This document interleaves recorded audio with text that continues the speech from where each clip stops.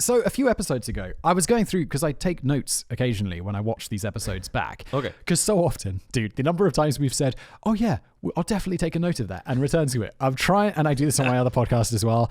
I'm trying to make a commitment to like actually do that. So I want to talk about nuclear power because we had an episode and we talked about the safety of nuclear power and how it is just by far the safest form. Appropriate. We were just talking about Chernobyl. Despite Chernobyl, despite all of this nonsense, nonsense, horrible nuclear disasters. Well, the disasters, yeah.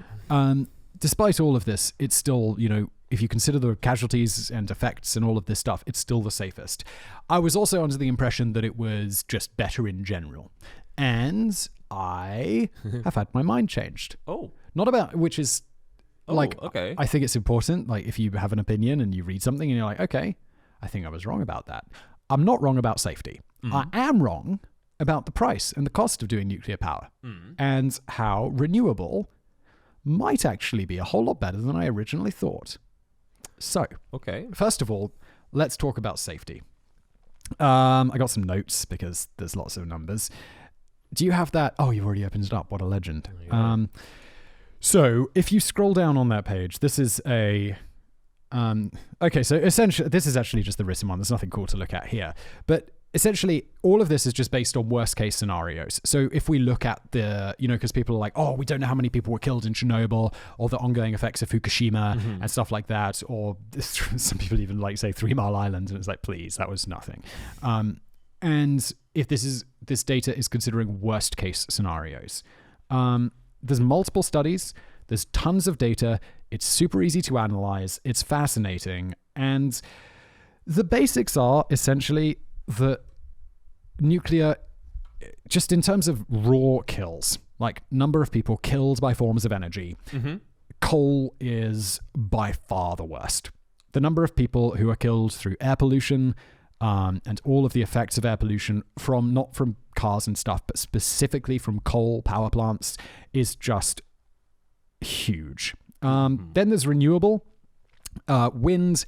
Just open up that. Could you go back to the notes? I think there's a diagram for this section. Yes. Yeah, visual capitalist. Yeah. Okay. Wait.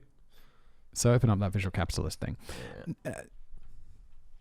So here, it's like you can see, it's basically what we're looking at is a kind of a infographic which shows what, the number of deaths from each power source. So you can see there, coal is by far the biggest one, and each of those black dots represents 100 deaths. They call it the Black Death. Well, all sorts of horrible things. And then oil, and then all of this. And then wind is the second safest. So wind and nuclear are almost about the same, but wind power kills more people than nuclear. We're not talking bird casualties, are we? This is human casualties just from all of this. The solar one's super interesting because you think, how can solar power kill anyone? Falling off a roof. People falling off roofs, roof installations and stuff like that. Wind is curious. How does that happen? How do people die through wind? I assume, I don't know, falling actually, it doesn't say, but it's got to be something like that. And just installation. Just these are big things people are building out at sea, often when it's very windy. I suppose. Yeah. It can be a dangerous activity. And building a nuclear power plant is just not that dangerous, like for the people building it.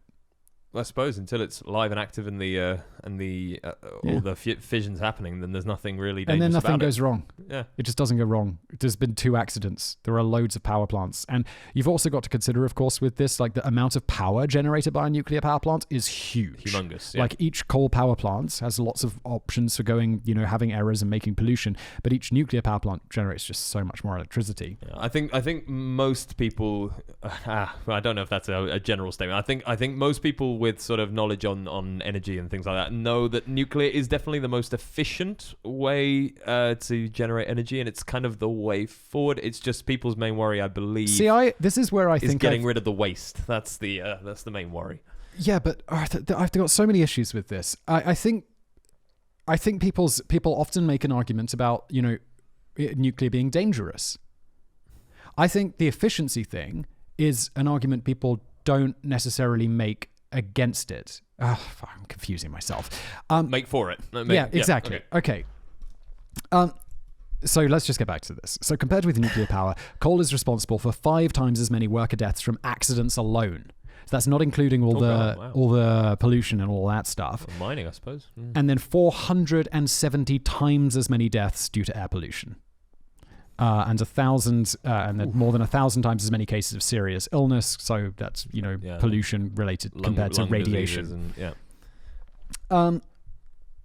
However, so I just say, when people are saying like you're having a discussion about power and the options and renewable and nuclear and fossil and all of this stuff, stop making the argument about nuclear being more dangerous and start making the argument that it's actually cheaper and faster. Because I read a whole bunch into this, and I was really surprised. I was thinking surely nuclear is a cheaper and faster and it's the only option.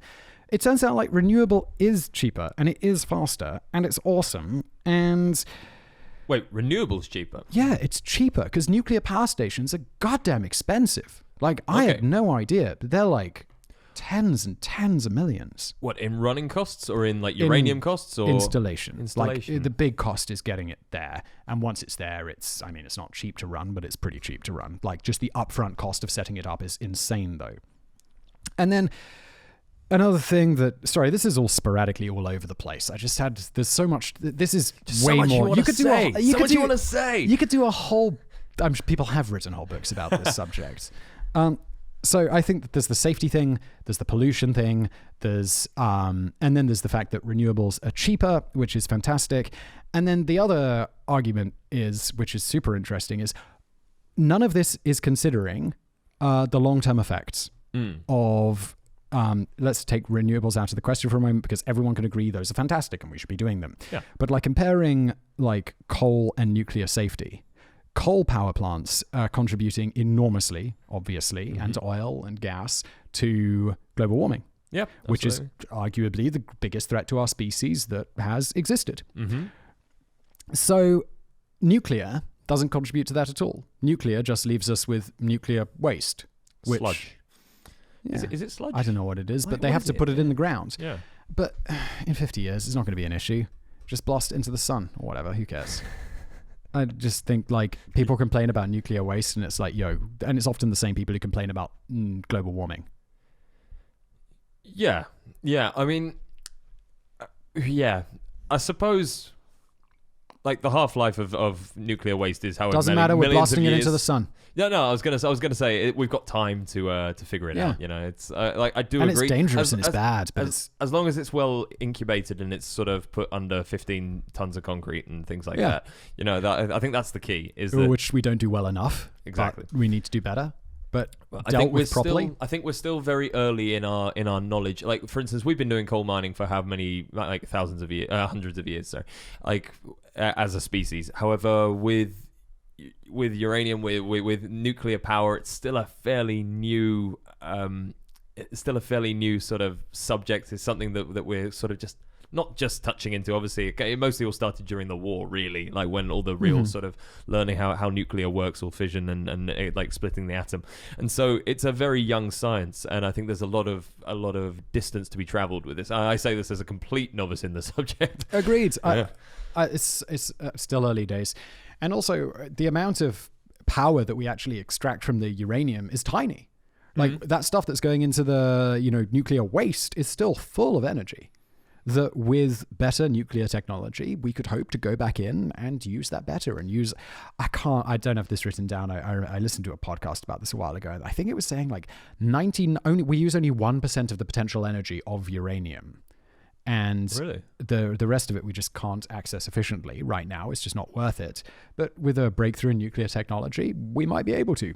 Don't know about that for a fact. I didn't look into it too much. Do you know, I know we always somehow manage to come back to the fact that we live in the Czech Republic, but do you know Yakimov, the town from the Czech Republic, was one of the main sources of uranium used for development of the atomic bomb, and that Maria Curie used to do her research. And it's also the home place of the term dollar.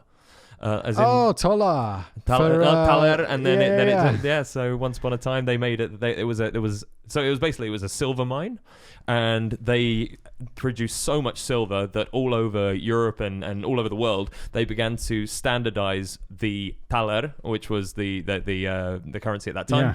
That was that size of silver coin, and basically everyone adopted it, and it became its own word all over the world. So even now in Samoa, I believe they still use the tala, which is based on the taler from here, which was once upon a time Germany. It was German at the time, but then once the silver disappeared, they had just like this black thick mud stuff, and it turned out it was full of uranium. And so Maria Curie was like doing research on it, and ultimately it killed her, but got her the Nobel Prize as well. So there you go. fun facts.